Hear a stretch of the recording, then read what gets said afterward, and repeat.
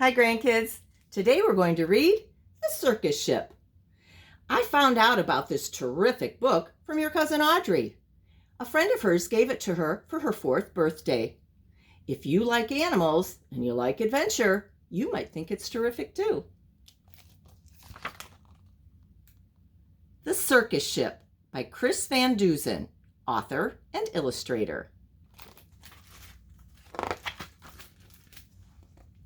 5 miles off the coast of Maine and slightly overdue, a circus ship was steaming south in fog as thick as stew.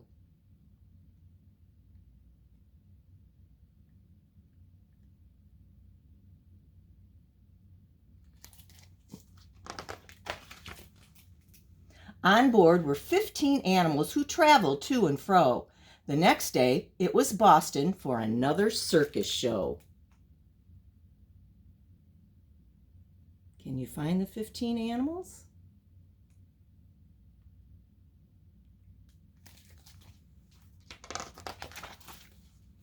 The captain, Mr. Carrington, was honest and sincere.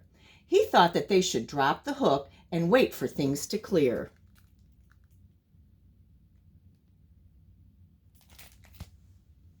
But Mr. Payne, the circus boss, was terribly demanding.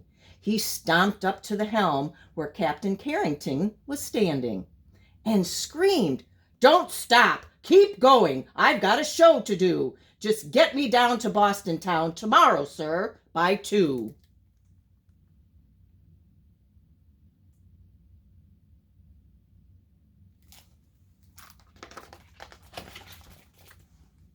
Then came a crash, an awful bash. Things flew into the air. The ship had smashed into a ledge that no one knew was there.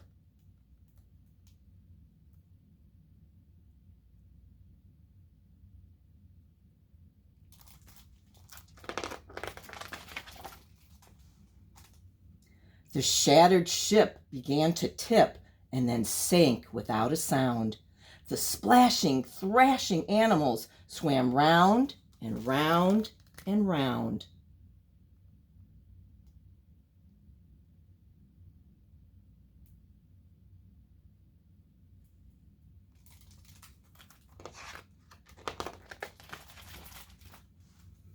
The captain said to Mr. Payne, "Pray tell, what shall we do? We can't just leave them here to drown. We've got to save them too." "The animals?" yelled Mr. Payne. "Why, sir, what are you, daft? It's me that you should rescue. Pull me up into the raft." "Now ferry me to safety, sir, before I die of cold." "Don't question me," barked Mr. Payne. "Just do what you are told."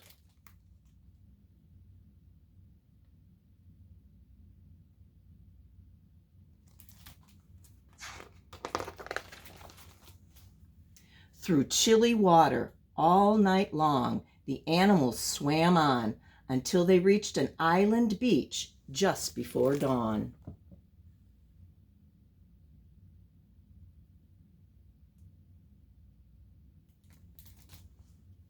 They pulled themselves up on the shore, bedraggled, cold, and beat, then staggered into the village on weary, wobbly feet. The people in the neighborhood had just begun to rise, and when they saw those animals, they had to rub their eyes. They thought they saw an elephant. But wait, how could that be? And what's that little monkey doing in the cherry tree?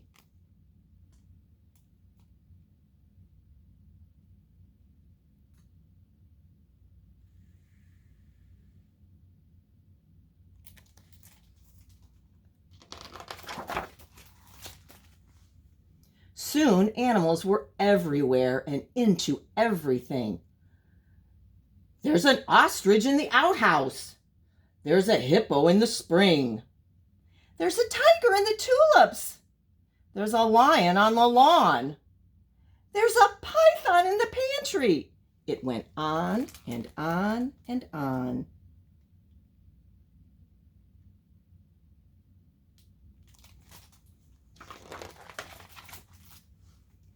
Mr. Hood was stacking wood and nearly jumped a mile when he found the alligator sleeping on his pile.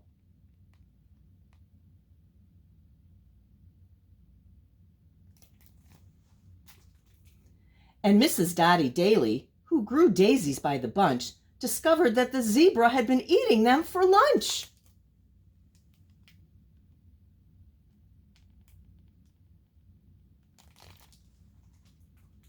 And Miss Fanny Feeny found, according to the rumors, the silly little circus monkey swinging in her bloomers.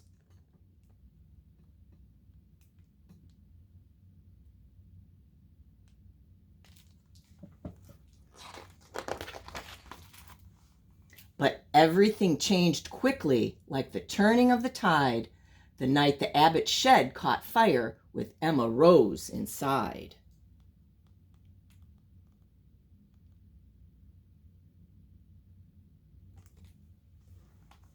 From high above the Abbott's farm, the tiger saw the shed. The sight of smoke and fire triggered something in his head. He'd jumped through flames 1,000 times back in his circus days, so he ran past all the people and he leaped into the blaze.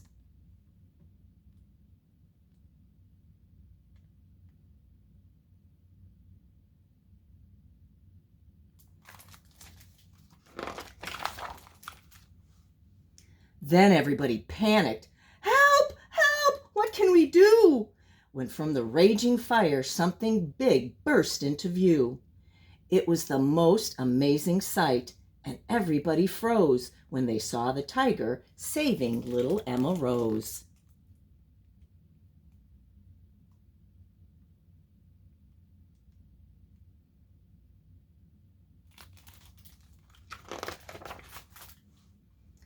The tiger's risky rescue changed everybody's mind. The animals weren't bothersome. The animals were kind. And so they lived together. Side by side, they got along. It didn't seem like anything could possibly go wrong.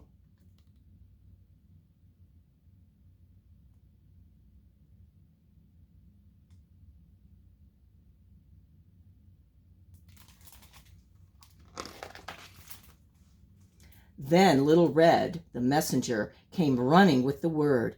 Apparently, a circus ship had sunk, from what he'd heard. The animals are from that boat. They swam in from the bay. The greedy owner wants them back. He'll be here any day. So the people called a meeting, and they quickly hatched a plan. No animal that came ashore would sail off with that man.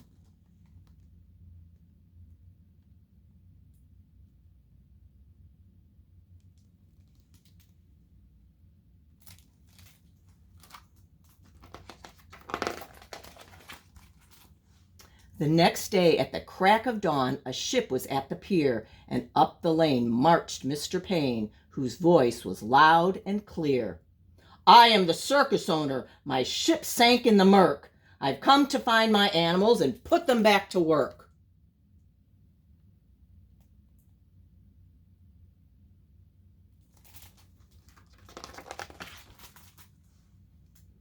He hiked until he came into the center of the town. His face was red. He scratched his head. He stood there with a frown. Mr. Payne looked high and low, but still he couldn't see the 15 circus animals of his menagerie. Can you see his 15 animals?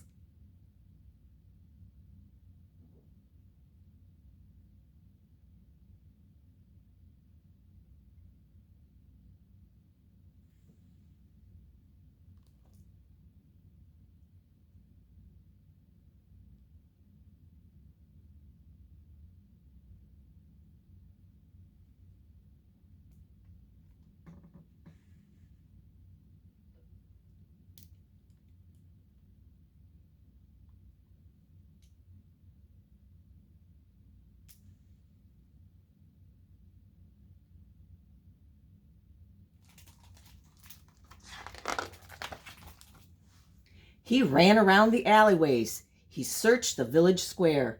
He even checked a chicken coop. His animals weren't there.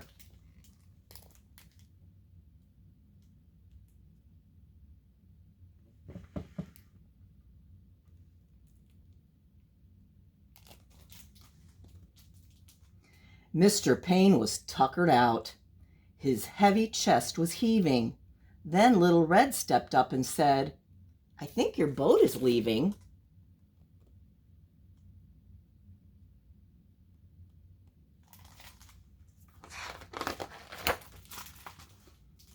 He ran off in a fit of rage. His ship was leaving sight, so he jumped into a rowboat and he rowed with all his might.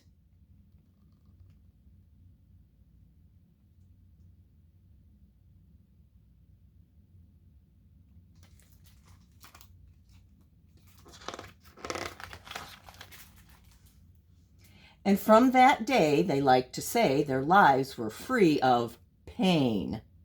It was a happy, peaceful place upon that isle in Maine.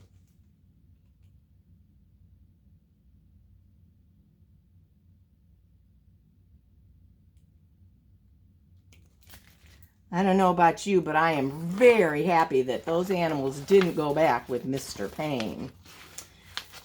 I was surprised when I read the author's note that this idea for the story came from a real event.